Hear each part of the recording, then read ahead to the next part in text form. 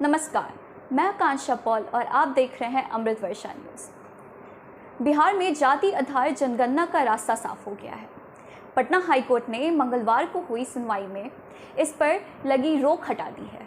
बिहार में जातीय जनगणना का मुद्दा पिछले दिनों से गर्म है। इस पर राजनीति भी खूब हो रही है।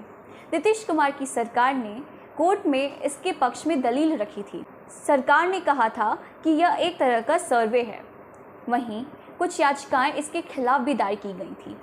जहां तक जातीय जनगणना की हम बात करेंगे तो इसके पहले वर्ष 1931 तक भारत में जातीय जनगणना होती थी। साल 1941 जनगणना के समय जाति आधारित डेटा जुटाया ज़रूर गया था, लेकिन प्रकाशित नहीं किया गया था। जातीय जनगणना के खिलाफ दायर याचिकाओं पर चीफ जस्टिस के.वी. चंद्रन की खंडपीठ ने फैसला सुनाते हुए यह कहा है कि राज्य सरकार जातीय जनगणना करवा सकती है। जातिगत जनगणना का काम जनवरी 2023 में शुरू हुआ था। इसे मई तक पूरा किया जाना था, लेकिन हाई कोर्ट की रोक लगाने के बाद फिलहाल यह 80% ही पूरा हो पाया है। पटना हाई कोर्ट में चीफ जस्टिस विनोद चंद्रन और जस्टिस पार्थ सारथी की खंडपीठ ने लगातार 3 से 7 जुलाई तक 5 दिनों तक इस मामले में याचिकाकार में बिहार सरकार की दलील सुनी थी। दोनों पक्षों की दलील सुनने के बाद फैसला सुरक्षित रख लिया गया था। अब कोर्ट ने इस मामले में अपना बड़ा फैसला सुनाया है। पटना हाई कोर्ट ने करीब 100 पन्नों का आदेश जारी किया है।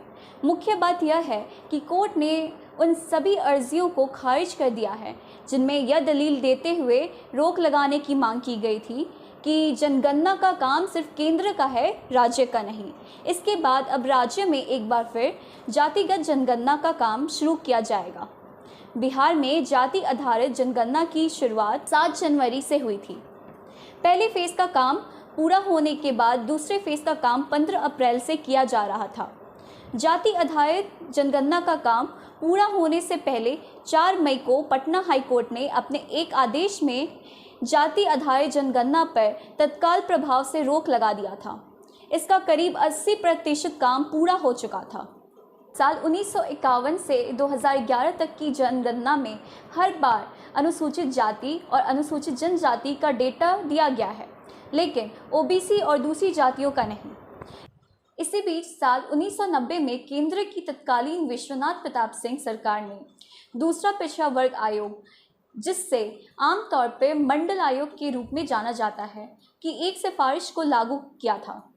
यह सिफारिश अन्य पिछड़ा वर्ग के उम्मीदवारों को सरकारी नौकरियों में सभी स्तर पर 27% आरक्षण देने की थी।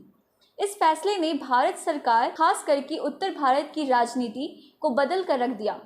जानकारों का मानना है कि भारत में ओबीसी आबादी कितनी प्रतिशत है, इसका कोई ठोस प्रमाण फिलहाल नहीं है। मंडल कमीशन के आंकड़ों के आधार पर कहा जाता है कि भारत में ओबीसी आबादी 52% है। हालांकि मंडल कमीशन ने साल 1931 की जनगणना को ही आधार माना था। इसके अलावा अलग अलग राजनीतिक पार्टी अपने चुनावी सर्वे और अनुमान के आधार पर इस आंकड़े को भी कभी थोड़ा ज़्यादा करके बताती है। धन्यवाद। देखते रहिए अमृत वर्षा न्यूज़ और हमारे चैनल को लाइक और सब्सक्राइब करना मत भूलिएगा।